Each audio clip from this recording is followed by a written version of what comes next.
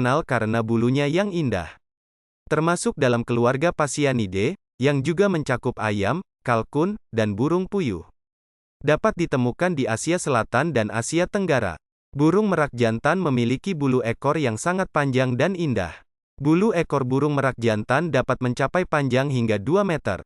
Bulu ekor burung merak jantan berwarna hijau metalik dengan bintik-bintik berwarna biru dan kuning. Burung merak jantan akan mengembangkan bulu ekornya saat mereka ingin menarik perhatian burung merak betina. Burung merak betina tidak memiliki bulu ekor yang indah seperti burung merak jantan. Burung merak betina berwarna coklat dan memiliki ukuran yang lebih kecil dari burung merak jantan. Burung merak adalah hewan herbivora yang memakan berbagai jenis tumbuhan, seperti rumput, daun, dan buah-buahan.